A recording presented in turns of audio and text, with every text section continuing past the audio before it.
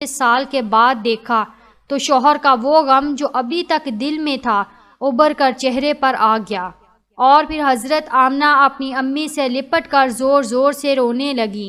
حضرت آمنہ کے آنسو ہی آج سارے گھر والوں کو ان کی درد بھری داستان سنا رہے تھے کہ اس 25 سال کی نوجوان لڑکی آمنہ نے اتنی کم عمر میں کیسے کیسے غم برداشت کیے ہیں، لیکن زبان سے ایک لفظ بھی نہ بولا۔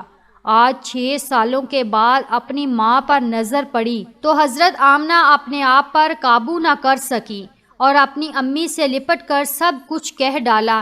حضرت آمنہ کی امی اپنی بیٹی کو دلاسا دے رہی تھی اور کہہ رہی تھی کہ بیٹی پریشان نہ ہو، اللہ تجھے اس کا بدلہ عطا کرے گا۔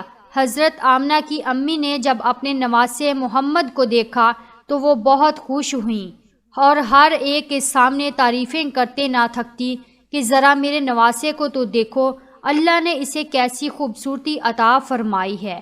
2 دنوں کے بعد حضرت آمنہ اپنے شوہر عبداللہ کی قبر پر پہنچی۔ قبر کے پاس بیٹھ کر بہت دیر تک روتی رہی اور دل ہی دل اپنے شوہر سے کچھ کہہ رہی تھی۔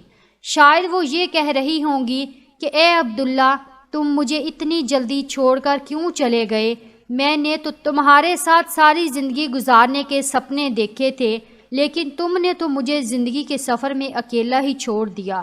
مجھے تمہارے بغیر بالکل بھی اچھا نہیں لگتا ہے۔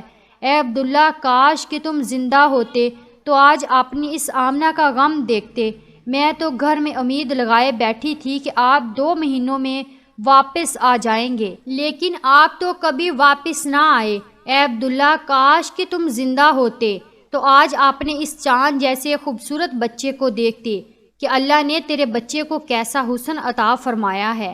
اے عبداللہ، کاش کہ تم زندہ ہوتے تو اپنے اس یتیم بچے کو اپنے کندھوں پر بٹھا کر بازاروں میں گھماتے، اس کے لیے اچھے اچھے کھلونے لاتے، اسے اپنے ہاتھوں سے کھانا کھلاتے۔ لیکن اے عبداللہ، آج یہ تمہارا چاند سا خوبصورت بچہ یتیم ہو گیا ہے، اس کے سر سے باپ کا سایہ اٹھ چکا ہے۔ تیرا یہ پیارا بچہ اپنی زبان سے تو کچھ نہیں بولتا، لیکن اس کے دل میں بھی محلے کے دوسرے بچوں کو دیکھ کر یہ خیال ضرور آتا ہوگا کہ اے کاش میرے ابا زندہ ہوتے تو وہ بھی مجھے اچھے اچھے کھلونے لا کر دیتے، مجھے بازاروں میں گھماتے اور مجھے پیارے پیارے کپڑے پہناتے۔ حضرت آمنہ اپنے شوہر کی قبر کے پاس بیٹھی برابر روئے جا رہی تھی، اور پھر شام ہوتے ہوتے اپنی باندی ایمن کے ساتھ گھر واپس آ گئی۔ حضرت آمنہ نے 1 مہینہ اپنے میکے مدینہ میں گزارا اور